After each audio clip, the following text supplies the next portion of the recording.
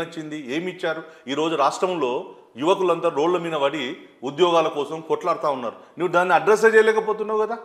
ఎక్కడ చేస్తున్నావు? అడ్రస్ చేస్తున్నావు. ఆ రోజు అదే కదా, ఆ యువకులే కదా ఇవాళ తెలంగాణ తెచ్చుకున్నప్పుడు కొట్లాడి పోరాటం చేసి మరి అమరులైనాక తెలంగాణ వచ్చింది. గత 10 ఏళ్ళుగా బీఆర్ఎస్ ప్రభుత్వం పట్టించుకోలేదు కాబట్టి మళ్ళీ యువకులు ఒక రేవంత్ రెడ్డి గారు చెప్పిన గొప్ప మెగా డిఎస్సి పెడతా అని పెట్టాడా? 25,000 మెగా డిఎస్సి. ఇవాళ గ్రూప్ 1 పరీక్షకు 1:10 పెంచండి, 100 పెంచండి అని చెప్పేసి ఉద్యమాలు చేస్తూ ఉన్నారు. ఇవాళ గ్రూప్ 2 గ్రూప్ 3కి పెంచమని చెప్తా ఉన్నారు. ఏం చేస్తున్నారు? ఈయన ఈ ప్రజాపాలన ఏం నచ్చిందండి? ఒకటే కదా. నేను ఏమంటుంటే ప్రజాపాలన మేమేమంటుంటే ఎవడు అడగలే. డిసెంబర్ 9 మేమేం అడగలే, ఆయన్నే పెట్టుకున్నాడు కదా. ఏం చేస్తారు? అదే ఆగస్టు లోపల ఏం చేస్తాడు? రుణమాఫీ అది ఒకటే ఉందా? ఇలా 6 గ్యారెంటీలు ఇచ్చిండు, దగ్గర 600 హామీలు ఇచ్చిండు. అవన్నీ జీరో కరెంట్ బిల్ రావట్లేదా మీ షాద్నగర్ నియోజకవర్గంలో? ఫ్రీ బస్సులో మహిళలు ఎక్కట్లేదా? అవునండి. 500 గ్యాస్ రావట్లేదా? అదే మీరు ఫ్రీ బస్ అంటున్నారు. ఎక్కడున్నాయి? ఇన్ఫ్రాస్ట్రక్చర్ ఎక్కడ పెంచారు? మొన్న ఒక స్టేట్మెంట్ చూసా, గతంలో 50 లక్షల మంది ఈ యొక్క బస్సులో ప్రయాణం చేసేటోళ్ళు అన్నారు. ఇవాళ 70 లక్షల మంది చేస్తూ ఉంటున్నారు. మరి 20 లక్షల మందికి ఎక్కడ పెంచారు? ఫెసిలిటీస్ పెంచాలి కదా, ఇన్ఫ్రాస్ట్రక్చర్ పెంచాలి కదా, బస్సులు పెంచాలి కదా. పెంచకుండా చేయడం వల్ల ఏం జరుగుతుంది? ఇప్పుడు ఏం జరుగుతుంది? ఇలా ఎవడైతే జెన్యున్గా పోవలసిన వాడు, రోజు నిత్యం బస్సులో తిరగాల్సిన వాడు ఇలా ఇబ్బంది పడుతున్నారు. నువ్వు వాటిని అన్నింటిని కూడా పరిశీలనలోకి తీసుకోలేకపోతున్నావు. అది కూడా ఎందుకు ఇచ్చినావు? నీ మీద పడట్లేదు, ఆ సంస్థ మీద పడుతుంది కాబట్టి అది ఫ్రీ బస్సుగా నడుస్తుంది. నేనేమంటున్నా, 4,000 రూపాయలు అక్కడ ఆంధ్రప్రదేశ్ ప్రభుత్వం వచ్చింది, 4,000 రూపాయలు వాళ్ళు పెన్షన్ ఇస్తున్నారు కదా. మీకేమైంది మరి? ఇక్కడ పెన్షన్ ఇస్తున్నావు కదా, 2,500 రూపాయలు మహిళలకు ఇస్తున్నావు కదా, 7,000 రూపాయలు ఇస్తున్నాడు అక్కడ. ఇలా ఆ గవర్నమెంట్లో 7,000. ఆడ కూడా జగన్మోహన్ రెడ్డి మొత్తం నాకాడు.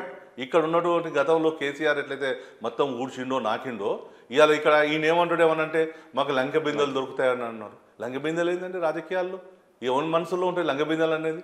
దొంగతనాలు చేసేటోళ్ళు, కన్నాలు కొట్టేటోళ్ళకు లంక బిందెల గురించి ఆలోచన చేస్తారు. అంటే రేవంత్ రెడ్డి దోచుకోవడానికి. అరే మరి ఆయన మనసులో ఏముందో మీరే చెప్పండి.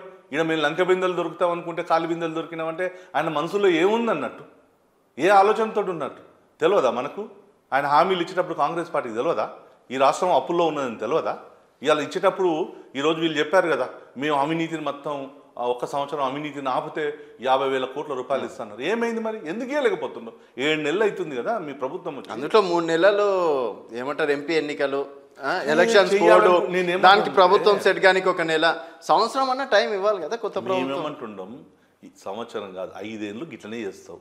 ఇప్పుడు సంవత్సరం అంటావు, నెక్స్ట్ ఏమంటారు? ఏముంది అప్పులు కడుతున్నాం అంటారు. ఇప్పటికే వాళ్ళు స్టార్ట్ చేశారు కదా, వాళ్ళకు ఒక పెద్ద ఒక స్ట్రాటజీగా ఇది 7 లక్షల అప్పులు ఉన్నాయి, 7 లక్షల కోట్లు ఉన్నాయి, మేము నెలకి ఇవి కడుతున్నాం అని చెప్పి ఏది అసలు ఉందో ప్రజలకు ఇచ్చినట్టు ఏది ఉందో ఇవన్నీ ప్రజలు ఈరోజు చూస్తున్నారు. ఆయన మాట్లాడాడు కదా, రకరకాలుగా మాట్లాడాడు. ఏది పాలమూరు జిల్లాలో కూడా ఆ రోజు మాట్లాడాడు. మేము అదే అడుగుతున్నాం.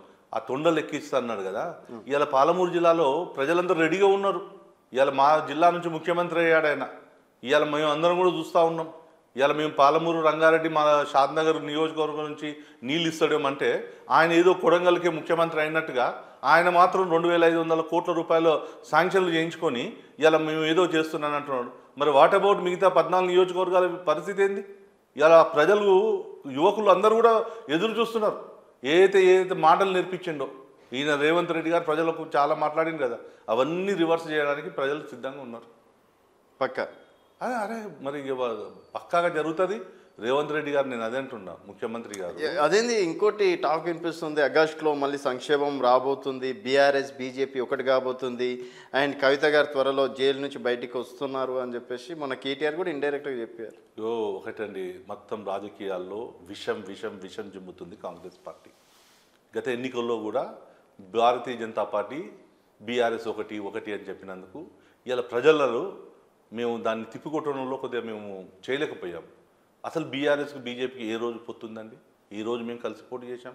వాళ్ళే కదా 2004లో కలిసి పోటీ చేసింది, వాళ్ళకే కదా ఉన్నది, వాళ్ళకు ఉన్నటువంటి ఇంటర్నల్ సంబంధాలు ఉన్నాయి. ఆయనకు కేసీఆర్కు ఉన్నాయి కదా, మరి 10 ఏళ్లలో రేవంత్ రెడ్డి గారి కేసును ఎందుకు తెలియలేకపోయిండు? వాళ్ళకున్న అనుబంధాలు అందరికీ తెలుసు. వీళ్ళందరూ ఇవాళ ఎందుకు కేసీఆర్ గురించి మాట్లాడింది కదా రేవంత్ రెడ్డి, ఏమైంది? ఎక్కడ యాక్షన్ ఉందండి? ఇలా కేంద్రమే కదా కవిత గారు ఏదైతే చేసిండ్రో, ఆమె ఒక లిక్కర్ దందా చేస్తే ఆమె దోషి అని ఉన్నప్పుడు తీసుకుపోయిండ్రు. సో ఇవాళ చట్టం తన పని చేసుకుంటూ పోతుంది. సార్ మహబూబ్నగర్ ఇవాళ అందుకొరకు మేము అదే చెప్తున్నాం. ఒకటి వీళ్ళేదైతే బీజేపీ బీఆర్ఎస్ మేము కాము. ఇక్కడ మీరు గుర్తుపెట్టుకోండి, బీఆర్ఎస్ అనేది మొత్తం ముగిసినటువంటి శకం అయిపోయింది బీఆర్ఎస్ కు. So next BJP Congress. Yes, ఇవాళ 8 ఎంపీలు గెలిచామండి మేము తెలంగాణలో. కాంగ్రెస్ 8 ఉంది. ఇవాళ సమవుజ్జిగా మేము ఉన్నాం కాంగ్రెస్ పార్టీతో. ఇవాళ వాళ్ళు ఏదైనా పోరాటం చేయాలంటే బీఆర్ఎస్లో ఎవరు పోరాటం చేసే దాంట్లో లేరు. ఎందుకంటే ప్రతి ఎమ్మెల్యే కావచ్చు, మాజీ ఎమ్మెల్యేలు, మాజీ మంత్రులు అందరి మీద వాళ్ళ మీద ఎంక్వైరీలు చేస్తే, వాళ్ళ మీద కమిషన్లు వేస్తే ప్రతి ఎమ్మెల్యే కూడా ఈరోజు జైలు పోయేటువంటి పరిస్థితి ఉన్నాయి. మీరు చూస్తున్నారు కదా, మైపాల్ రెడ్డి అని ఒక ఆయన మీద సెంట్రల్ పార్టీ మేము ఒకవేళ ఇన్వాల్వ్ అయ్యి మేము దాడులు చేస్తే బీజేపీ చేతిలో ఈడీలు ఉన్నాయి, లేకపోతే సిబిఐలు ఉన్నాయి, ఇన్కమ్ ట్యాక్స్లు ఉన్నాయని చెప్తున్నారు. అరే దోచుకున్న వాళ్ళను పట్టుకోకపోతే ఇంకెవరిని పట్టుకుంటారండి? ఊర్లలో కామన్ మ్యాన్, సామాన్యమైన వ్యక్తులను తీసి నువ్వు జైళ్ళల్లో వేస్తే ఇలా విశ్వాసం లేదు. 65 ఏళ్ళ నుంచి దేశంలో ప్రజలకు ఈ యొక్క బాబాసాహెబ్ అంబేద్కర్ గారు రాజ్యాంగం మీద, చట్టాల మీద వాళ్ళకి నమ్మకం లేకుండా పోయింది. ఎందుకు? చట్టాలు కేవలం ఈ పేదల మీదనే ఉపయోగిస్తారు, చట్టాలు బలిసినోనికి చుట్టాలని చెప్పేసి అనుకున్నారు. కానీ మోదీ గారు వచ్చిన తర్వాత ఇలా ఒక ముఖ్యమంత్రి తప్పు చేస్తే జైల్లో వేసాం. ఇలా జార్ఖండ్ ముఖ్యమంత్రి తప్పు చేస్తే జైల్లో వేసాం. గతంలో మాజీ ముఖ్యమంత్రి కుంభకోణాల్లో ఉంటే తీసి లోపలేసాం. సార్ మీరు అదే లోపలేస్తున్నారు. ఎగ్జాంపుల్ 2014 ఆర్ 19 సిచ్యువేషన్ చెప్పిన నలుగురు టీడీపీ నుంచి నలుగురు ప్రముఖులు దొరికారు. తర్వాత వాళ్ళపైన కూడా ఈడీ రైట్స్ అయినాయి. తర్వాత బీజేపీలోకి రాగానే మళ్ళీ వాళ్ళు స్వచ్ఛమైన మనుషుల్లాగా ఏం లేదండి. అవన్నీ ఇప్పుడు ఏదైతే ఉందో దానికి సంబంధించిన చాలా మంది ఉన్నారు. అదే మీరు అంటున్నారు చాలా మంది బీజేపీలోకి వస్తే పావనం అయిపోతున్నారు అని. ఏం లేదు, చట్టం దగ్గర ఎవరికి పావనం లేదు, ఎవరికి రిలాక్సేషన్ సొంత పార్టీ నేతలైనా ఎవరైనా సరే రిలాక్సేషన్ మోదీ ప్రభుత్వంలో ఎక్కడ కూడా లేదు.